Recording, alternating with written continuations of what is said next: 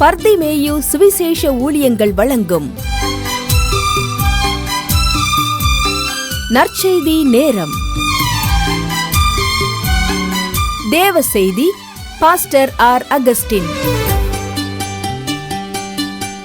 இந்த நாளில் உங்களோடு நான் பேசி வருகிறேன். உள்ளே இருக்கிறோமா, புறம்பே இருக்கிறோமா? 3 செய்திகளை கேட்டிருப்பீங்க. ஏன்னா உள்ளே இருக்கிறது எப்படி அப்படிங்கிற பற்றி. ஆயத்தமாக இருந்தவர்கள் கல்யாண வீட்டுக்குள் பிரவேசித்தார்கள். ஆயத்தம் இருந்து கல்யாண வஸ்திரம் தரித்திராத ஒருவன் எங்கே போடப்பட்டான்? புறம்பான இருளிலே போடப்பட்டான். ஆண்டவர் நிச்சயமாக அவர் தம்முடைய ராஜ்யத்தில் நமக்கு கொடுத்திருக்கிற வார்த்தை என்ன? கொரிந்து சபைக்கு சொல்லும்போது 15:57 பார்க்கிறோம்.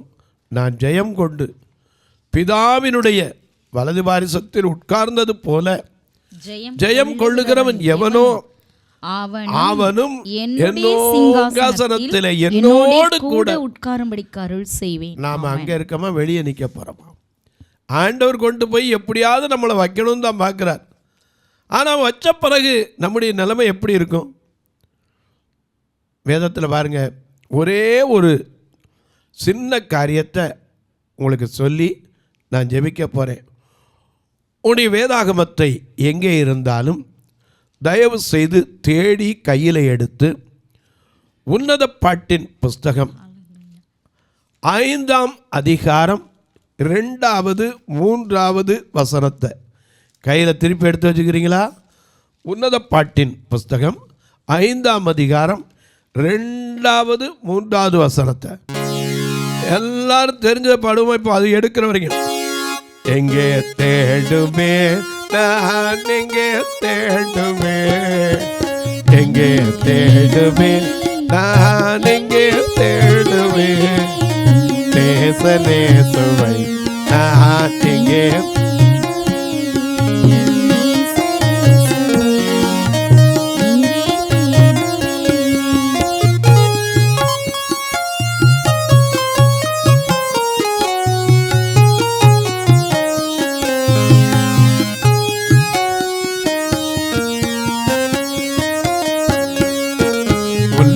ராஜனே ஆயன் உத்தம நேசனே, உன்னத ராஜனே ஆயன் உத்தம நேசனே, உனது அன்பாலே ஆயன் உள்ளமும் பொருகுதே, உனது அன்பாலே ஆயன் உள்ளமும் பொருகுதே, எங்கே தேடுமே நான், எங்கே தேடுமே, எங்கே தேடுமே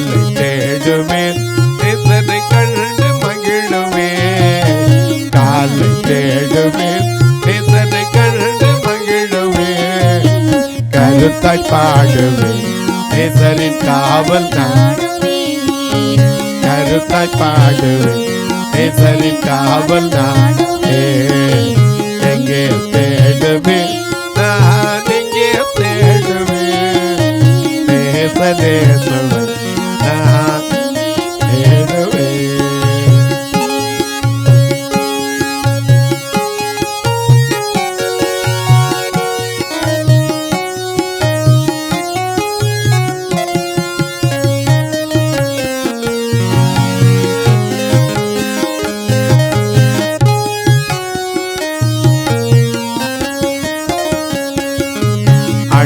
வாய்ந்தவர் நேசனன்பு மிகுந்தவர், அழகு வாய்ந்தவர் நேசனன்பு மிகுந்தவர், அறிவு நிறைந்தவர் நேசன் அனைத்தும் அறிபவர், அறிவு நிறைந்தவர் நேசன் அனைத்தும்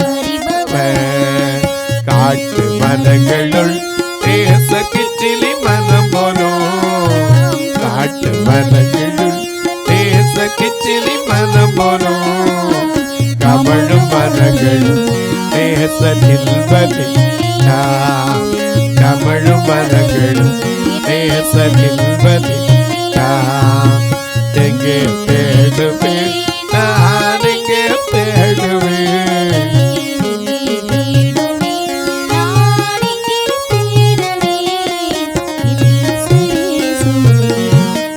எங்கே தேடுவேன் எங்கே தேடுவேன். அழகு மான் போலே தேச அலைந்து வாராரே. அழகாய் மான் போலே தேச அலைந்து வாராரே. அரசகுமாரர்கள் ஆயன் நண்பர் ஒருவர்.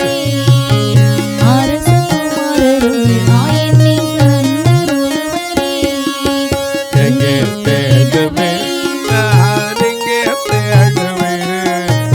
எங்கே தேடுவேன் நான் எங்கே தேடுவேன். தேச தேசம் நான் எங்கே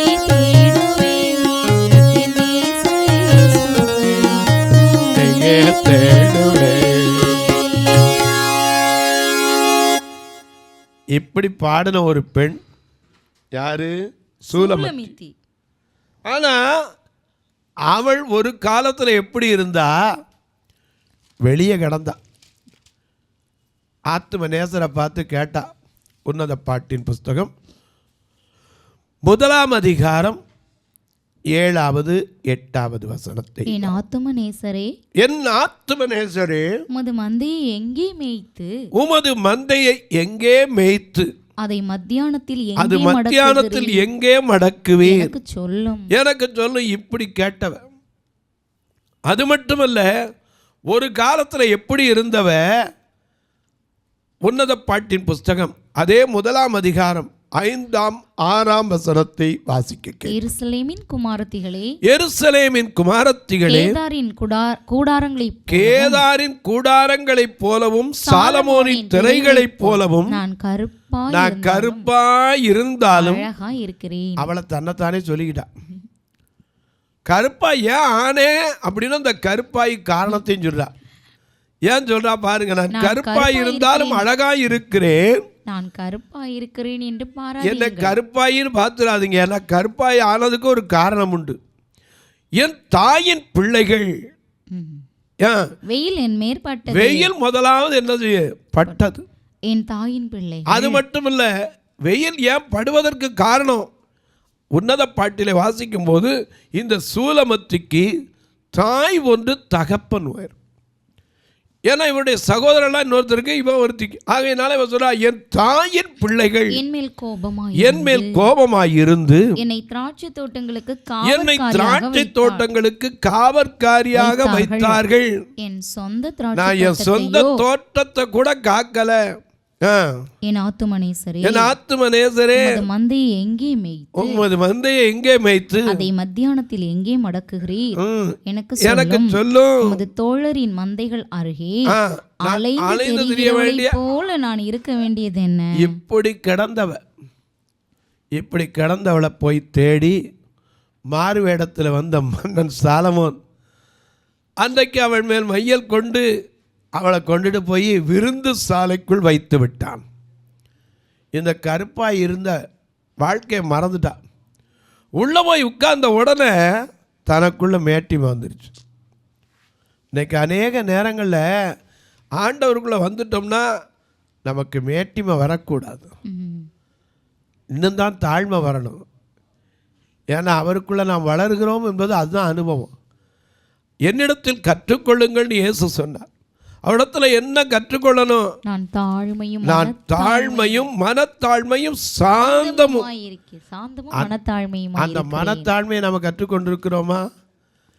என வேதம் சொல்லுது, தாழ்வில் நம்மை நினைத்தவரை துதியுங்கள், அவர் கிருபை என்றைக்கும் உள்ளது. நம்ம எங்கோ கடந்த நம்ம தூக்கிட்டு வந்து வச்சார். நம்ம பாடுறோம் இல்லையா, எங்கோ நான் வாழ்ந்தேன் அறியாமல் அலைந்தேன் எங்கோ நான் வாழ்ந்து அறியாமல் அலைந்து என் நேச தேடி வந்தேன். எங்கோ நான் வாழ்ந்து அறியாமல் அலைந்து என் நேச தேடி வந்தேன். நெஞ்சார அடைத்து புத்தல்கள் கொடுத்து நிழலாய் மாற்றிவிட்டு ஐயா, நெஞ்சார அடைத்து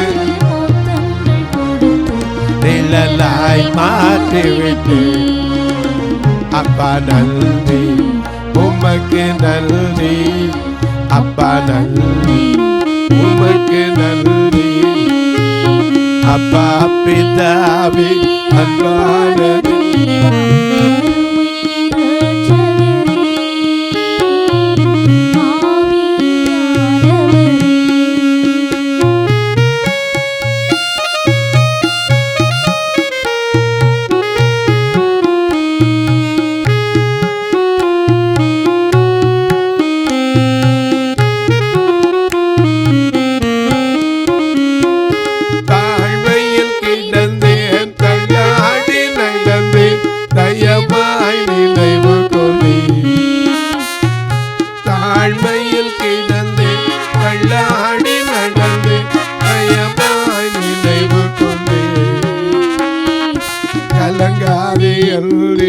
கண்ணீரை துடைத்து கரம் பற்றி நடத்து. கலங்காதே கண்ணீரை துடைத்து கரம் பற்றி அப்பா நன்றி, உமக்கு நன்றி, அப்பா நன்றி, உமக்கு நன்றி, அப்பா பிதாவே அன்பான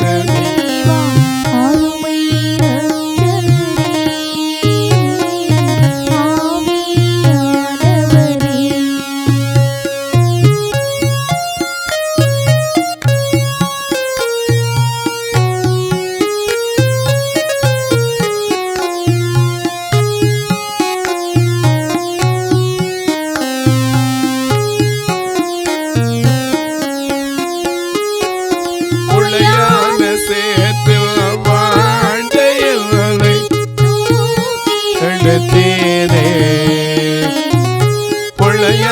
சேத்தில் வாழ்ந்த எல்லை தூக்கி எடுத்தீரே.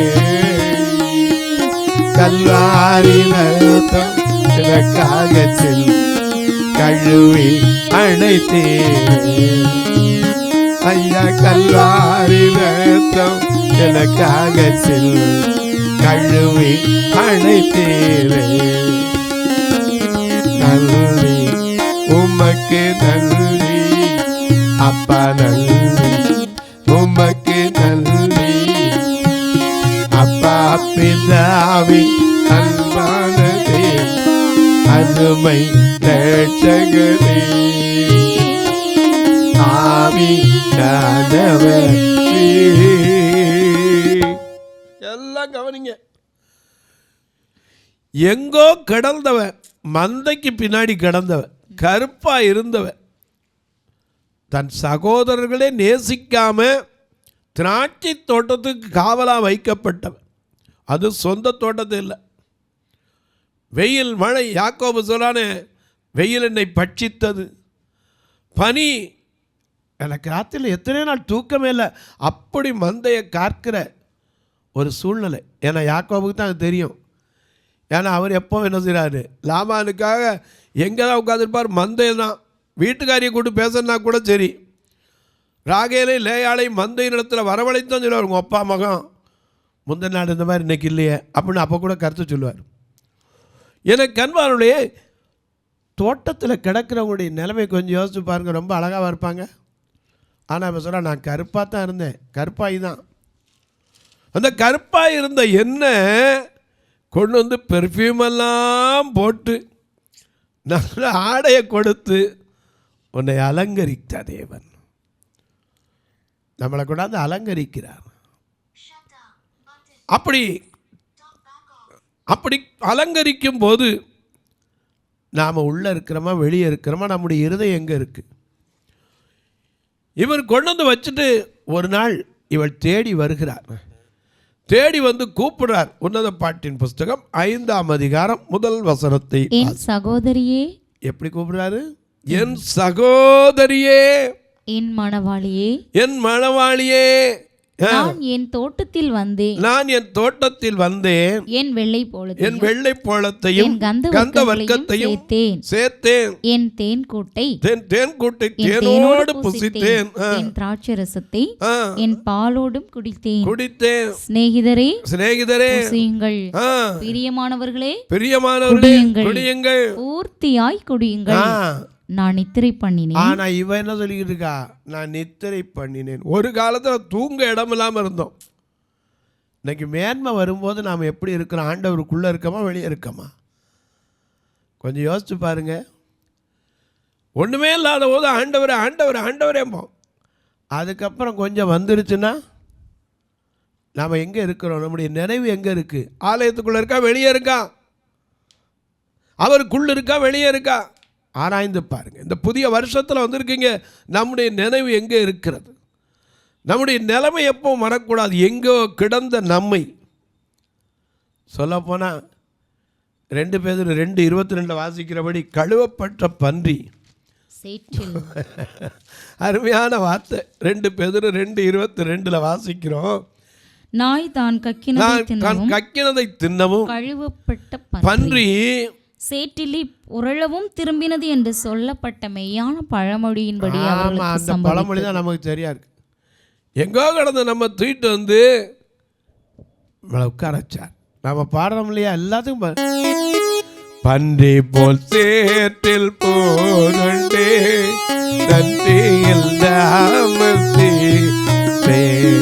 பன்றி போல் சேற்றில் போனே நன்றியில்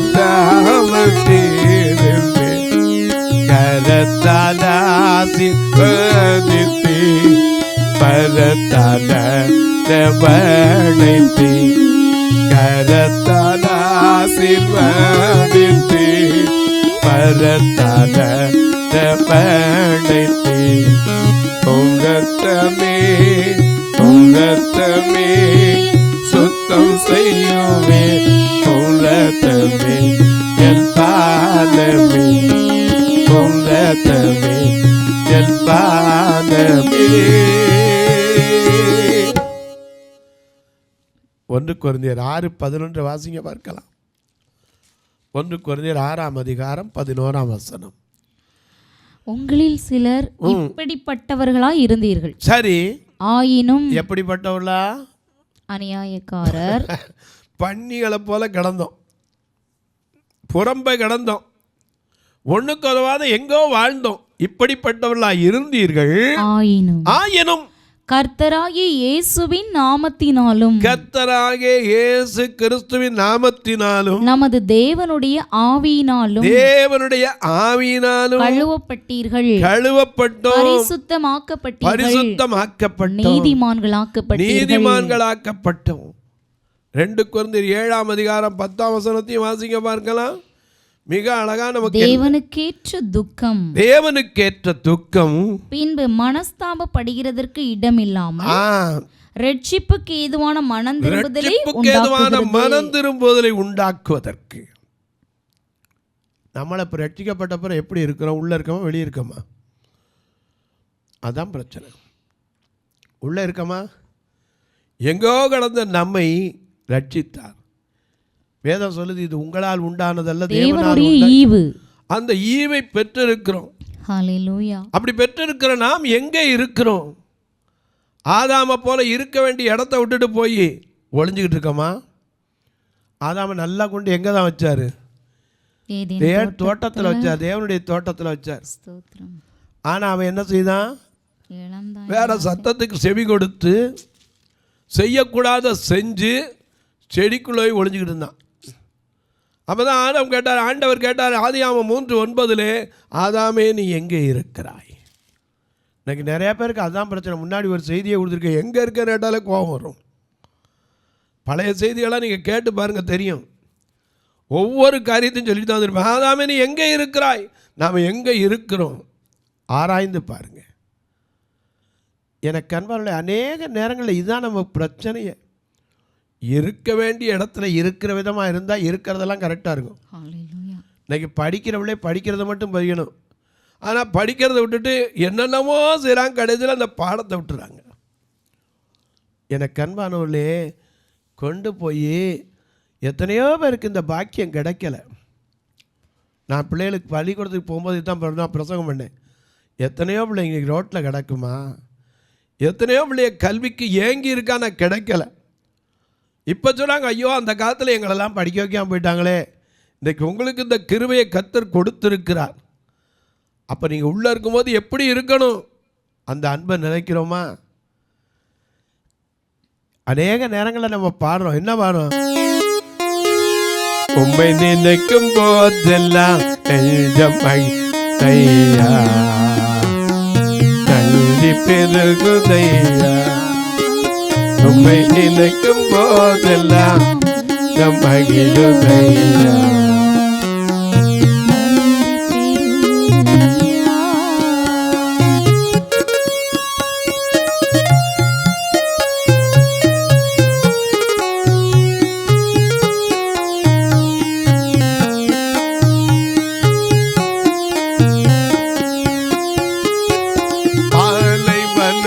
கிடந்து தேடி கண்டு விடுத்தே, பாலை மனத்தில் கிடந்து தேடி கண்டு விடுத்தே, கண்ணிமணி போல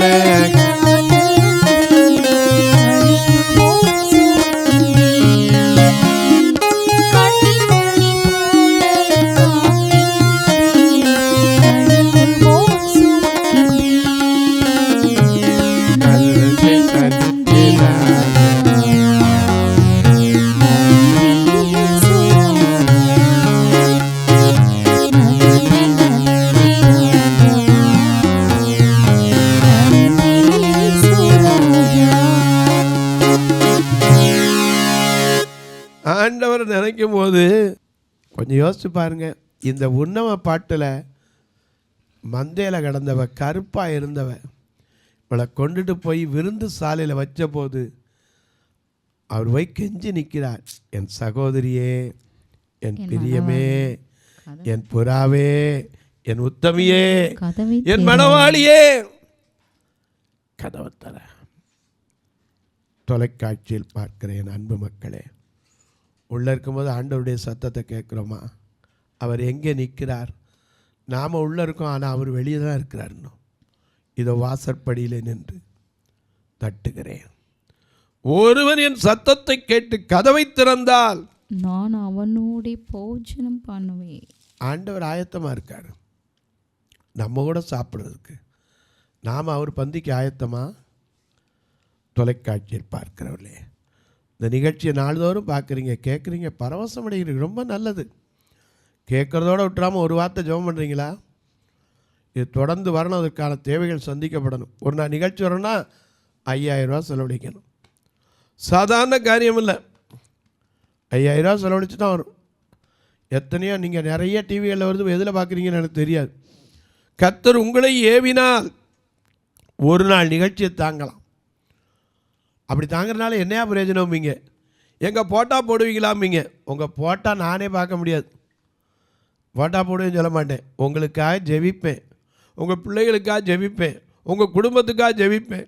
உங்கள் திருமண நாள், பிறந்த நாள், தங்களுக்கு அன்பான இழந்த நினைவு நாட்கள், இப்படிப்பட்ட நாட்களில் ஒரு நாள் நிகழ்ச்சிக்கு உதவலாம். எங்கள் பார்வையற்ற மக்கள் சபையில் வந்துட்டு போகிறாங்களே, அவங்கள அழைத்து வர்றதுக்கு உதவலாம். ஏன்னா அவங்கள கூப்பிட்டு வரக்கூட வேன் வாடகைக்கு வச்சு தான் கூப்பிட்டு வரோம். ஒரு நாள் ஒன்றுக்கு ஞாயிற்றுக்கிழமை திருநெல்வேலி பார்த்தீங்கன்னா 4000 ரூபா. அது மட்டும் இல்லை, அவங்கள சாப்பிடாமல் கூட அனுப்புறதில்லை. ஒரு நாள் உணவு கொடுக்க உதவலாம். எத்தனையோ பேருக்கு கண்ணு தெரியும், அவங்களுக்கு கண்ணை கொடுக்க முடியாது, ஒரு ஊன்றுகோலை கொடுக்கலாம். எத்தனையோ பேர் இன்றைக்கி போடுறதுக்கு நல்ல துணி இல்லாமல் இருக்கிற பார்வையற்றோர், சாலை ஓரத்தில் இருக்கிறவங்க, இவங்களுக்கு நல்ல துணிமணிகளை கொடுக்க உதவலாம். ஏன் ஒரு வேளை நீங்கள் வியாபாரம் வச்சுருப்பீங்கன்னா ஒவ்வொரு குடும்பத்துக்கும் ஒரு மளிகை சாமான் கொடுக்கறதுக்கு, ஒரு அரிசி கொடுக்கறதுக்கு உதவலாம். பொள்ளாச்சியில் ஒருத்தர் இருக்கார், அவர் இன்றைக்கு வரைக்கும் கடுகு, வெந்தயம், ஜீரகம், மிளகு, சொல்லப்போனால் பெருஞ்சீரகம், சின்னச்சீரகத்துலேருந்து கடுகு, வெந்தயம் வரைக்கும் கொடுத்துக்கிட்டு இருக்கிறார். அவருடைய தொழிலில் இருந்து. உங்களுக்கும் அப்படிப்பட்ட தொழில் வச்சுருப்பீங்கன்னா நீங்களும் அதை கரெக்டபடி கொடுத்து உதவலாம். ஆனால் கட்டாயமில்லை, விசனமாயல்ல. ஒருவேளை நீங்கள் கேட்கலாம், ஐயா இதுக்கு உதவணும்னு எனக்கு ஆசை உண்டு, எப்படி உதவன்னா எங்களுக்கு தெரியலை. இதில் 2 நம்பர் வந்துக்கிட்டே இருக்குது, ஃபோன்பே, ஜிபே. அது வழியாக தொடர்பு கொள்ளலாம். ஒருவேளை தொலைக்காட்சி நிகழ்ச்சிக்குன்னா அதுக்கு தனியாக இருக்குது, நீங்கள் என்கிட்ட கேட்கலாம். இந்த சமூக சேவை, அதாவது ஆலயத்துக்கு அழைத்து வர்றது, உங்களுக்கு உணவு கொடுக்குறது, இதுக்குன்னு கேட்டிங்கன்னா அதுக்கு தனியாக இருக்குது. இடத்துல கேளுங்க, உங்களுக்கு தாராளமாக தொடருவேன். பிரதர் எனக்கு கணக்கெல்லாம் வைக்க வேண்டியதில்லை பிரதர், ஆண்டவர் கொடுக்குறக்கு என்ன கணக்குனா நீங்கள் எதில் அனுப்புனாலும் சரி. உங்கள் ஜெபக்காரி எது இருந்தாலும் காலை 10லேருந்து 5க்குள்ளே சொல்லலாம். உங்களுக்காக நான் ஜெபிக்க போகிறேன். இப்போ உங்களுக்காக ஜெபிக்கட்டுமா? நல்ல பிதாவே, நன்றியோடு துதிக்கிறோம் சுவாமி. இந்த அருமையான நாளிலே நாங்கள் ஒருவேளை எங்கள் மேலே இரக்கம் வைத்து எங்கோ கிடந்த எங்களை அழைத்து வந்து நீர் விருந்து சாலைக்குள்ளே வைத்திருக்கும் போது எங்கள் நிலை எப்படி இருக்கிறது? எங்கள் மனம் உள்ளே இருக்கிறதா, வெளியே இருக்கிறதா, அல்லது உம்மோடு இருக்கிறதா? இதை நாங்கள் ஆராய்ந்து பார்க்க உதவி செய்வோம். சகலமும் பரிபூரணமாய் இருக்கும்போது மகிழ்ச்சியோடும் உன் தேவனாகிய கர்த்தரை சேவியாமல் போனது நிமித்தம் ஒருவேளை குறைபட்டு இருக்கலாம்.